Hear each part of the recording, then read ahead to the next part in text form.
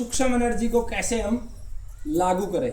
ठीक है, ये एक बड़ा कंसेप्ट था जो मैंने आपको बताया।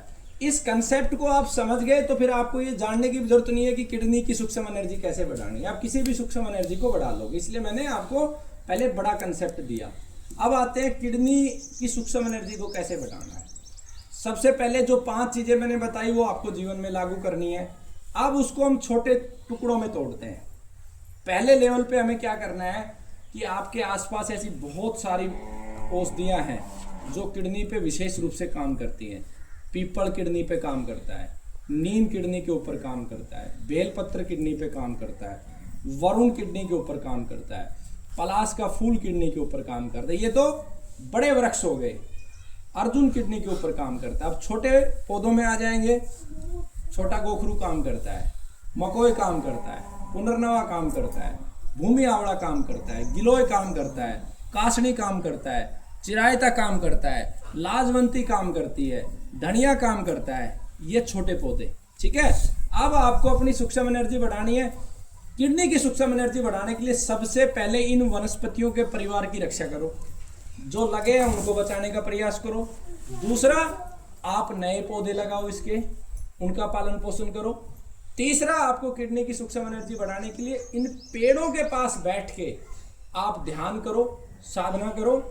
और आकाश जो है वो उसका आकाश का प्रतिनिधि कौन करता है? शब्द। इसीलिए ओम को बहुत महत्व दिया गया, क्योंकि संसार में सबसे जो शक्तिशाली है वो शब्द ही है। इस रहस्य को मैं अभी भी नहीं जान पाया हूँ कि मुझे ये लगता है जो कुछ उत्पन्न हुआ वो शब्दों से उत्पन्न हुआ है, लेकिन वो कैसे उत्पन्न हुआ है उसका अभी भी मेरी जिज्ञासा रहती है उसको जानने की। तो आकाश तत्वों को साथ में लेते हुए हमें शब्दों के माध्यम से साधना है अपनी किडनी को। कैसे साधेंगे? आप इन्हीं वृक्षों के नीचे बैठ जाएंगे और आप जाप करोगे।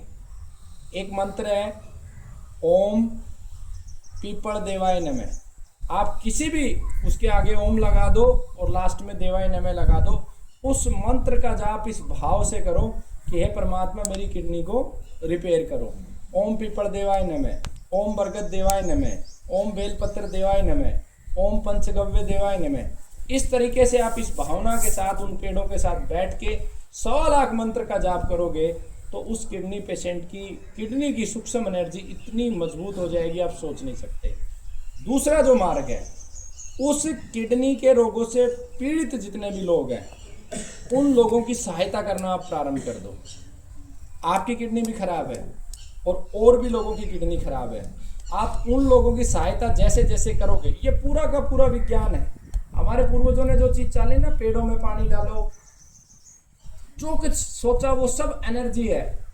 आप एक ही चीज को प्रैक्टिकली करके देखना कि आपको कभी कोई प्यासा लगे उसको पानी पिला के देखना। आप कहीं रोड पे कोई व्यक्ति 1 घंटे से ऐसे हाथ दे रहा है लिफ्ट के लिए, आप उसको बैठा के देखना आपकी एनर्जी कैसे अप हो जाएगी। ठीक इसी तरीके से जो किडनी के रोगी हैं या अन्य बीमारियों के भी रोगी हैं, आप नित्य उनकी सेवा के लिए कुछ ना कुछ करो तो आपकी जो ना सूक्ष्म एनर्जी किडनी की और तेजी से बढ़ जाएगी। गौ माता जो है वो इस समय एनर्जी का सबसे बड़ा स्रोत है, ऐसा हम सब जानते हैं तो मानते भी हैं, लेकिन ये वाक्य अधूरा है, असत्य है। इस गौ माता से बढ़ के इस समय जो एनर्जी का स्रोत है वो नंदी है।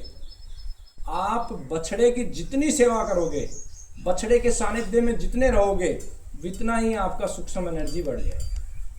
बछड़े से ज्यादा शक्ति किसी के पास नहीं है। इसको मैं प्रमाणिक रूप से अब आने वाले समय में पूरा इसको जो ना साइंटिफिक रूप से आपको प्रूव करके दिखाऊंगा। मैंने काफी सारे रोगियों पे ट्रायल किए और धीरे धीरे अब जितने भी हमारे सेंटर खुलते जाएंगे, हर सेंटर पे 4-5 बछड़े रहेंगे। गाय रहे ना रहे, लेकिन बछड़ा जरूर रहेगा। जिस भगवान भोलेनाथ के मंदिर में बैठे हैं, भगवान भोलेनाथ को चलाने वाले, शक्ति देने वाले, सब कुछ करने वाले नंदी महाराज थे। तो नंदी के पास अथाह सूक्ष्म एनर्जी है। तो नंदी के माध्यम से, नंदी से प्रार्थना करते हुए, नंदी से जो मूत्र लेंगे और उसको मंत्रों के साथ, 2 मंत्रों के साथ हम सिद्ध करते हुए ओम नंदी देवाय नमः, और जिस वनस्पति में हम उसको प्रयोग करने ओम गोखरू देवाय नमः, उसके अंदर उसको बाढ़ के जब हम सेवन कराएंगे तो किडनी, ये जो आप सेवन करोगे ये आपकी किडनी की सूक्ष्म एनर्जी और किडनी की स्थूल एनर्जी दोनों को तेजी से बढ़ाएगा। जितना हो सके जब हमें सूक्ष्म एनर्जी को प्राप्त करना है तो जितना हो सके हमें मौन पे जाना है। किडनी के पेशेंट को आप मौन के ऊपर लेके जाओ। मौन के अलावा उसका तो श्वासों पे ध्यान, और श्वासों के ध्यान के साथ साथ उसका जहाँ पे शरीर में किडनी स्थित है वहाँ पे बार बार सकारात्मक विचार के साथ कि मेरी किडनी बिल्कुल ठीक है, धीरे धीरे वो घटित होगा। एक प्रकृति में विशेष प्रकार का वृक्ष है जो आपकी सूक्ष्म एनर्जी को बहुत तेजी से बढ़ाता है। हम बरगद की पीपल की बात करते हैं, लेकिन बरगद पीपल से भी तीव्रता से आपकी सूक्ष्म एनर्जी को बढ़ाता है। उस वृक्ष का नाम है कल्प वृक्ष। आप जब भी कल्प वृक्ष के सानिध्य में जाएंगे तो कल्प वृक्ष के पास आप 10 मिनट अगर बिता देंगे तो आप बहुत तेजी से अपने अवचेतन मन के नीचे जाएंगे, और वहां जो आप सोचेंगे वो आपके अवचेतन मन तक उतर जाएगा। और जो बात आपके अवचेतन मन में उतर गई तो इस संसार में उस विषय से जितने भी चेतनाएं हैं वो अपने आप स्वतः आपके आसपास आना शुरू हो जाएंगी। आपसे विचारों से मिलती हुई चेतनाएं अपने आप आपसे टकराना शुरू हो जाएंगी, और जब वो चेतनाएं एक साथ एकत्रित होंगी तो निश्चित रूप से जो आपने अवचेतन मन में धारण किया है वो निश्चित रूप से हासिल हो जाएगा। तो इस प्रकार से हम हमारी किडनी की जो सूक्ष्म एनर्जी को बढ़ा सकते हैं, और बढ़ा के हम असाध्य बीमारी को ठीक कर सकते हैं।